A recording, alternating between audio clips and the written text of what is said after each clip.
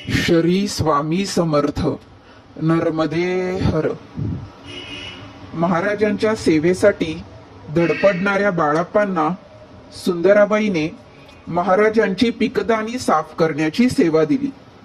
अशी लहान सहान कामे करण्याची बाळाप्पांना खरे तर लाज वाटत असे, परंतु महाराजांच्या सहवासासाठी त्यांनी ते काम आनंदाने स्वीकारले.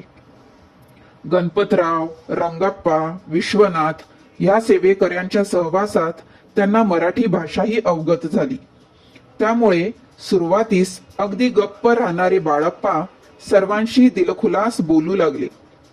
महाराजांचे अंथरूण घालणे, पाणी तापवणे, गंध उगाळणे, महाराजांना केशर चंदनाच्या उटीने स्नान घालणे, नैवेद्य दाखवून त्यांना जेवायला घालणे अशी कामे त्यांच्याकडे आली. सुंदराबाईसारख्या धूर्त व लबाड बाईला बाळाप्पांसारखा नम्र व कामसू नोकर आयताच सापडला. चोळप्पा व सुंदराबाई सुरुवातीस बाळाप्पांवर खुश होते. बाळाप्पांना स्वामींच्या सेवेची संधी त्यांनी इतकी दिली की पडेल ते काम ते करू लागले. पहाटेपासून रात्री झोपेपर्यंत इतके काम की ते थकून जात.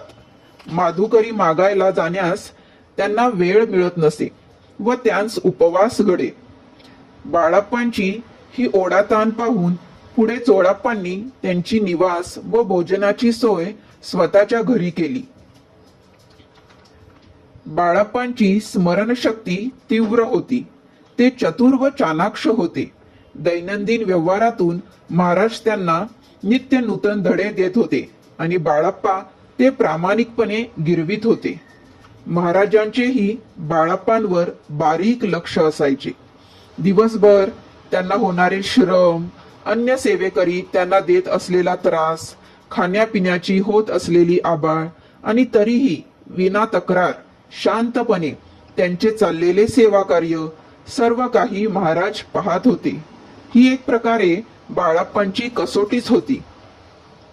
एकदा बाळाप्पांच्या नाभीतून अचानक रक्तस्राव होऊ लागला. कोणत्याही उपायाने तो थांबेना. अखेर अशक्तपणा येऊन बाळाप्पांनी अंथरूण धरले. कालांतराने रक्तस्रावाबरोबर त्यांच्या बेंबीतून एक पुडी बाहेर पडली आणि रक्तस्राव थांबून प्रकृतीस आराम पडला. ही पुडी 3-4 वर्षे त्यांच्या उदरात होती. ती उघडून पाहिली असता त्यात कालकूट विष असल्याचे निदर्शनास आले.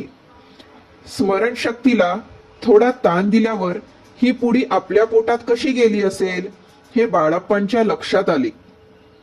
बाळाप्पा परान्न घेत नसत. बाहेर पाण्याचा थेंबही पित नसत. ते हावेरीचे सावकार, सराफी व गहाणवटीचा त्यांचा व्यवसाय होता. परंतु व्यवहारात ते चोख असत. त्यामुळे हवेलीतील अन्य व्यावसायिक त्यांचा द्वेष करीत. त्यापैकीच एका दुष्टाने मोठ्या हिकमतीने त्यांना कानवले, म्हणजे करंज्या खाऊ घातल्या. त्या करंजीत विषाची पुडी लपवली असावी. देह प्रारब्ध बलवत्तर म्हणून सुमारे 4 वर्षे ती पुडी तशीच राहिली. पोटात फुटली असती तर मृत्यू अटळ होता. पण स्वामीराय धन्वंतरी त्यांच्या मागे अगदी ठामपणे उभे होते. त्यामुळे म्हशीचे मूत लावून त्यांचे पोट बरे केले.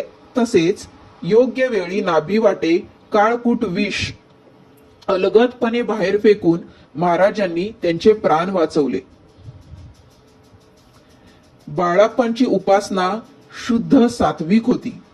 त्यांना ऐहिक गोष्टीची वा धनसंपत्तीची आस नव्हती. ते तृप्त व समाधानी होते.